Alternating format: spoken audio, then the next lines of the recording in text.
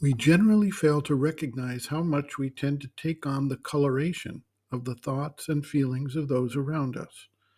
Just as a chameleon will adapt its body color to blend into its physical environment, we tend to adapt our ideas, opinions, and feelings to match up with those with whom we associate.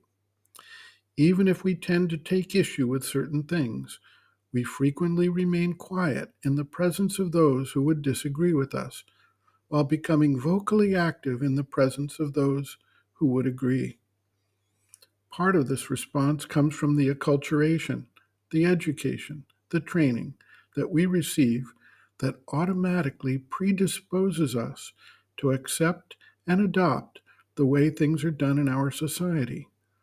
At the same time, there can develop additional elements that help to maintain the acculturation, such as a desire to be part of the group or community, to fit in, to be accepted, and in more hostile environments, the instincts for self preservation and neutralizing the fear that comes when one believes that standing out from the crowd will lead to negative consequences, ostracism, violence, injury, or death. This occurs in all social settings as people adapt themselves to the community within which they live, imbibe the energetic characteristics of that community, and take on the mores and external trappings of their community. This can act as a limitation in societies that have strict limits or frameworks around what is acceptable, what can be done, and what can be thought. It can be even more intensely stultifying in societies that have an authoritarian bent, that try to control what people read, what information they receive, and what they say and think. The dangers of this type of development were clearly outlined in Orwell's 1984. There can be a positive influence if one happens to participate in a societal grouping that is forward looking, open, receptive, and seeking a wider life and experience. In such cases, the pressure in the environment can actually be one that supports and encourages new ways of seeing and thinking. As long as this is a real sense of receptivity and not something contrived, it can provide a true haven for those who find the general social setting to be extremely difficult and who are not prepared to simply adopt the ways of the general society.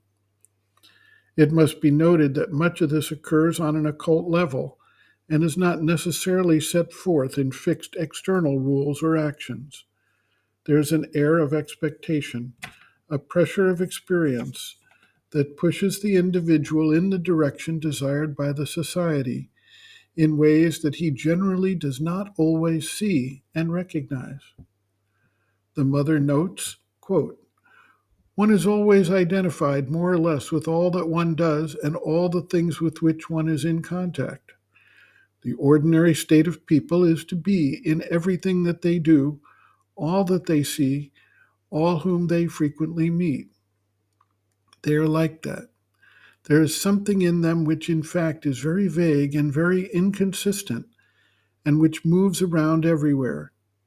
And if they simply want to know a little what they are obliged to pull back towards them a heap of things which are scattered everywhere.